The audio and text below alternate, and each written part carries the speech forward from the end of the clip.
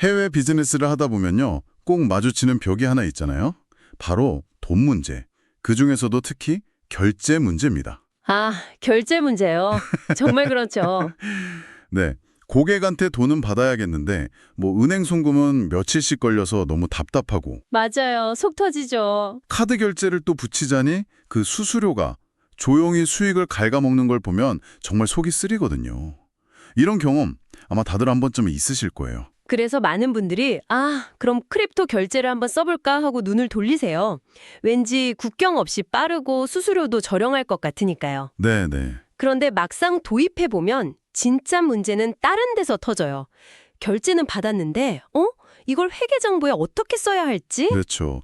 가격이 막 시시각각 변하잖아요. 네, 우리 매출은 대체 얼마로 잡아야 하는지, 또 막상 받은 코인을 현금화하려고 보니까 그 과정이 더 복잡하고 비용이 들고 골치가 아파지는 거죠. 바로 그 지점입니다. 오늘 우리가 파헤쳐볼 주제가 바로 이거예요. 그냥 웹사이트에 결제 버튼 하나 추가하는 그런 수준을 넘어서는 이야기입니다. 고객에게 돈을 받는 그 순간부터 그 돈을 안정적인 자산으로 바꾸고 우리 회사 계좌로 정산하고 심지어 파트너들에게 대량으로 취급하는 이 전 과정을요. 하나의 파이프라인처럼 연결하려는 시도들이 나오고 있거든요. 맞습니다. 그 중심에 있는 헬레캐지라는 서비스를 통해서 이 복잡한 크로스보더 결제의 속살을 한번 들여다보려고 합니다. 네, 오늘 헬레캣이라는 특정 서비스를 분석하긴 하지만 이걸 통해서 좀 더 큰 그림을 보셨으면 좋겠어요. 이런 서비스들이 어떤 구조로 설계되었는지, 또 비즈니스의 어떤 구체적인 고통을 해결하려 하는지. 그리고 제일 중요한 거요? 네, 그리고 만약 여러분이 이런 솔루션을 도입한다면 와, 좋아 보인다. 여기서 그치지 않고 어떤 점을 정말 날카롭게 파고들어야 하는지 그 핵심을 짚어드릴게요. 좋습니다. 그럼 먼저 헬레캣이 뭘 내세우는지부터 보죠. 웹사이트에 가보면 가장 먼저 눈에 띄는 게 수수료 0.4%부터라는 문구랑 몇 가지 핵심 기능들이에요. 자동 출금, 대량 지급, 전환, 자동 전환 이렇게 네 가지더라고요. 네, 그 네 가지 기능이 이 서비스의 정체성을 보여주는 핵심입니다. 이걸 하나로 묶어서 보면 그림이 아주 명확해져요. 이건 더 이상 단순한 결제 게이트웨이가 아니에요. 아, 그런 게 아니다. 네, 오히려 기업의 금융 운영 자동화 툴, 그러니까 피납스 툴에 훨씬 가깝습니다. 돈이 들어오는 입구, 즉 결제부터 시작해서요. 회사 내부에서 그 돈을 관리하고 다시 외부로 내보내는 전 과정을 하나의 대시보드에서 통제하겠다는 거죠. 와, 야심이 느껴지네요. 그러니까 고객이 비트코인으로 내든 이더리움으로 내든 우리 회사는 신경 쓸 필요 없이 결국 안정적인 자산, 그러니까 스테이블 코인으로 받아서 그걸로 직원이나 파트너들한테 정산까지 해주는 흐름을 만들겠다는 거군요. 바로 그겁니다. 이 전체 흐름을 이해하려면 크게 세 가지 관점에서 쪼개서 봐야 해요. 개발자의 관점, 회계 담당자의 관점, 그리고 운영 총괄의 관점, 이렇게요. 흥미롭네요. 먼저 개발자 관점에서 가장 중요한 것부터 시작해보죠. 개발자 입장에서 보면 그냥 돈 들어왔습니다라는 알림 하나만으로는 너무 부족하잖아요. 그렇죠. 예를 들어서 저희가 디지털 콘텐츠를 파는 회사라고 하면 결제가 완료되었을 때 고객한테 자동으로 다운로드 링크를 보내줘야 하니까요. 맞아요. 주소 하나 띄워놓고 여기로 보내세요 하는 방식은 아주 작은 비즈니스에서는 가능할지 몰라도 시스템이 커지면 절대 쓸 수 없는 이유죠. 헬리캣의 API 문서를 보면 그 해답이 보입니다. 모든 결제를 고유한 인보이스 단위로 생성하고 관리해요. 인보이스요? 네. 이건 그냥 돈을 받는 게 아니라 각각의 결제건에 주문 번호를 붙이는 것과 똑같다고 보시면 돼요. 아, 그러니까 어떤 고객의 어떤 주문에 대한 결제인지 시스템이 1대1로 매칭할 수 있게 된다 이 말씀이시군요. 네. 그리고 그 인보이스마다 상태값이 계속 바뀌면서 추적이 돼요. 예를 들면 결제 대기 중, 네트워크에서 확인 중, 완료, 실패 이런 식으로요. 상태가 계속 업데이트 되는군요. 그리고 가장 중요한 웹훅이라는 기능이 있습니다. 이 상태가 바뀔 때마다 헬리캣 서버가 우리 회사 서버에 실시간으로 신호를 보내주는 거예요. 이 주문 상태 바뀌었어요 하고요. 아, 그럼 우리 서버는 그 신호를 받아서 완료됐구나. 그럼 이제 상품을 보내주자 하고 다음 행동을 자동으로 할 수 있겠네요. 바로 그겁니다. 그게 바로 자동화의 핵심이에요. 이게 안 되면 정말 끔찍하겠네요. 이게 안 되면 개발자가 매번 데이터베이스 들여다보면서 입금 내역이랑 주문 내역을 수동으로 맞춰봐야 해요. 생각만 해도 끔찍하죠. 결국 이 인보이스와 웹훅 구조는 비즈니스가 확장 가능하도록 만드는 가장 기본적인 인프라라고 할 수 있습니다. 자, 그럼 이제 관점을 바꿔서 회계팀장님 자리로 한번 가보죠. 이분들한테 가장 큰 공포는 역시 변동성일 거예요. 그렇죠. 어제 비트코인으로 100만 원어치 매출이 딱 발생했는데 오늘 아침에 일어나 보니 80만 원이 되어 있으면 이건 정말 악몽이잖아요. 네, 악몽이죠. 회계의 기본은 예측 가능성인데 자산 가치가 막 널뛰기를 하면 결산 자체가 불가능해지니까요. 여기서 바로 오토 컨버터, 즉 자동 전환 기능이 등장하는 겁니다. 아, 자동 전환이요? 네. 고객이 비트코인이든 이더리움이든 변동성이 큰 코인으로 결제를 해도요. 그게 시스템에서 확인되는 즉시 가치가 달러에 1대1로 고정된 예를 들어 USDT 같은 스테이블 코인으로 자동으로 바꿔주는 거죠. 와, 그거는 정말 강력한데요? 그럼 우리 회사는 고객이 뭘로 내든 전혀 상관없이 항상 달러 기반으로 매출을 인식하고 관리할 수 있게 되니까요. 맞습니다. 매일 아침 코인 시세 어플 보면서 가슴 졸일 필요가 없어지는 거네요. 네. 이게 바로 스테이블 코인이 크로스보더 비즈니스에서 핵심적인 역할을 하는 이유입니다. 전 세계 고객에게는 그들이 원하는 암호화폐로 결제를 할 자유를 주면서도 우리 비즈니스의 재무 안정성은 철저하게 지킬 수 있게 되는 거죠. 근데 여기서 궁금한 게 하나 있어요. USDT도 이더리움 기반, 그러니까 ERC20이 있고 트론 기반, TRC20이 있잖아요. 네, 있죠. 이 둘은 송금 수수료, 가스비 차이가 엄청나게 큰데 이런 것도 선택이 가능한가요? 아주 중요한 질문입니다. 그리고 그게 바로 함정이 될 수도 있는 부분이에요. 아, 정말요? 네. 마케팅 페이지에서는 보통 스테이블 코인 지원이라고만 뭉뚱그려서 말하지만 실제로는 어떤 네트워크에 어떤 스테이블 코인을 지원하는지가 운영 비용에 직결되거든요. 만약 수수료가 비싼 이더리움 기반 USDT만 지원한다면 정산받을 때마다 배보다 배꼽이 더 커질 수도 있는 거예요. 와, 그렇겠네요. 그래서 공식 문서에 지원 자산 전체 목록은 가입 후 확인 가능 이렇게 쓰여 있다면 계약 전에 반드시 우리가 원하는 코인과 네트워크 조합이 지원되는지 명확하게 확인하고 넘어가야 합니다. 알겠습니다. 이제 돈도 안정적으로 들어왔어요. 그럼 마지막으로 운영 총괄의 관점에서 보죠. 이 돈을 이제 다시 써야 하잖아요. 그렇죠. 뭐 파트너나 프리랜서들한테 정산을 해줘야 할 텐데요. 여기서 자동 출금과 대량 지급 기능이 빛을 발합니다. 자동 출금은 말 그대로 잔고가 1만 달러 이상 쌓이면 매주 금요일 오후 5시에 지정된 우리 회사 지갑으로 자동으로 보내줘 같은 규칙을 설정해 두는 거예요. 아, 그럼 매번 로그인해서 출금 버튼 누르는 그런 단순 반복 업무를 없애주는 거군요. 맞습니다. 수십 수백 명에게 정산해줘야 하는 플랫폼 비즈니스라면 대량 지급이 정말 중요하겠네요. 예를 들어 인플루언서 마케팅 플랫폼이라거나 글로벌 웹툰 플랫폼 같은 곳들이요. 네, 맞아요. 매달 수백 명 작가님들한테 정산금을 보내야 하는데 이걸 한 명 한 명 수동으로 한다고 생각하면 아, 끔찍한데요? 상상만 해도 그렇죠.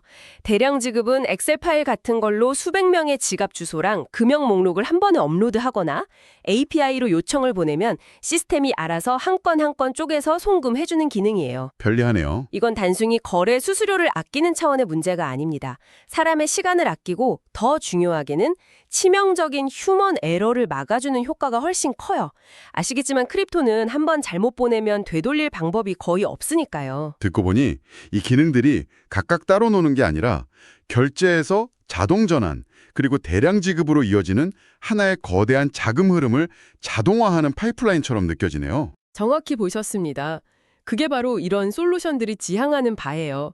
사업자를 귀찮은 돈 관리에서 해방시켜서 진짜 중요한 비즈니스 성장에만 집중하게 만들겠다는 거죠. 그럼 이런 좋은 기능들을 우리 서비스에 도입하려면 어떻게 해야 하나요? 꼭 개발팀이 있어야 하는 건가요? 다행히 두 가지 길이 모두 열려 있습니다. 우리 회사에 개발팀이 있고 우리 서비스에 아주 깊숙하게 결제 시스템을 녹여내고 싶다면 API를 활용해서 처음부터 끝까지 맞춤형으로 개발할 수 있어요. 그게 가장 유연한 방법이겠군요. 네, 가장 유연하고 강력한 방법이죠. 반면에 우리는 개발 자원도 부족하고 그냥 빨리 한번 테스트해보고 싶다 하는 회사들도 많을 텐데요. 그런 경우를 위해서 플러그인을 제공합니다. 자료를 보면 이미 워드프레스의 유명한 이커머스 플러그인인 우커머스나 웹호스팅 비용 관리 솔루션인 WHMCS용 플러그인이 마켓플레이스에 올라와 있어요. 아, 네. 이런 걸 쓰면 개발 지식이 거의 없어도 클릭 몇 번으로 설치하고 API 키만 딱 입력하면 바로 우리 사이트에서 크립토 결제를 받을 수 있게 되는 거죠. 어떤 플러그인을 지원하는지 보니까 이 서비스가 어떤 고객들을 주로 타겟하는지도 명확하게 보이네요. 역시 이커머스나 디지털 콘텐츠, 구독 서비스 같은 온라인 기반의 글로벌 비즈니스들이군요. 맞아요. 그런 비즈니스일수록 빠르고 간편한 결제 연동이 비즈니스 성패에 큰 영향을 미치니까요. 자, 지금까지 설명을 들어보면 정말 매력적인 솔루션 같아요. 그런데 세상에 공짜는 없잖아요. 이렇게 좋아 보이는 서비스일수록 우리가 속기 쉬운 함정이나 계약 전에 반드시 확인해야 할 것들이 있을 것 같아요. 물론이죠. 악마는 디테일에 있다고 하니까요. 그럼요. 이제부터가 진짜 중요한 부분입니다. 마케팅 문구의 화려함 뒤에 숨어있는 실제 운영의 민낯을 봐야 해요. 제가 만약 이런 솔루션 도입을 검토하는 담당자라면 계약서에 사인하기 전에 이 7가지 질문에 대한 명확한 답변을 받아낼 거예요. 오, 7가지나요. 첫 번째 질문은 뭔가요? 첫째, 당연히 수수료의 실체입니다. 0.4%부터라는 말은 모두에게 0.4%라는 뜻이 아니거든요. 아, 그렇죠. 우리 회사의 월 거래량이 얼마 이상이어야 그 최저 수수료율을 적용받을 수 있는지, 우리가 주로 거래할 국가나 코인 종류에 따라 추가 수수료는 없는지, 또 출금이나 전환 시에 다른 비용이 발생하는 건 아닌지, 이 비용 구조 전체를 투명하게 공개해달라고 요구해야 해요. 부터라는 단어를 정말 조심해야겠네요. 두 번째는요? 아까 잠깐 언급했던 지원 자산 문제일 것 같은데요. 맞습니다. 두 번째는 지원 자산과 네트워크의 전체 목록이에요. 고객에게 받는 코인 종류도 중요하지만 우리가 최종적으로 정산받을 스테이블 코인이 어떤 네트워크, 즉 체인 위에서 움직이는지가 정말 중요해요. 네네. 수수료가 저렴한 트론이나 폴리곤 네트워크를 지원하는지 아니면 수수료가 비싼 이더리움만 지원하는지에 따라서 매달 수십 수백만 원의 운영 비용 차이가 날 수 있습니다. 세 번째는 개발팀이 밤새우지 않으려면 꼭 확인해야 할 부분이겠네요. 그렇죠. 셋째, 외국의 안정성입니다. 아까 말한 그 실시간 알림 시스템이요. 만약 우리 서버가 잠깐 점검 중일 때 외국 신호가 오면 그냥 사라져버리는지. 아, 그럼 큰일 나죠. 아니면 몇 분 뒤에 다시 보내주는 재시도 정책이 있는지 확인해야 하고요. 또 해커가 가짜 웹훅을 보내서 우리 시스템을 속일 수도 있으니 이게 정말 헬레켓에서 보낸 신호가 맞는지 검증할 수 있는 서명 검증 같은 보안 기능이 제대로 갖춰져 있는지도 필수 체크 항목입니다. 네 번째는 돈을 빼는 것과 관련된 거겠군요. 네, 넷째, 출금 및 지급 조건입니다. 자동 출금이나 대량 지급 기능 정말 편리해 보이지만 혹시 건당 또는 월간 한도가 걸려있지는 않은지, 처리 속도는 얼마나 걸리는지, 그리고 이 편리한 기능을 쓰는데 별도의 추가 수수료가 붙지는 않는지 명확히 해야 합니다. 편리함에는 종종 숨겨진 비용이 따르니까요. 맞습니다. 다섯 번째는 좀 민감한 주제일 것 같아요. KYC, 고객 신원 확인 문제요. No KYC 했을 이런 문구도 있던데요. 바로 그게 함정일 수 있습니다. 다섯 번째는 AML KYC 정책의 실제 적용 범위를 확인하는 거예요.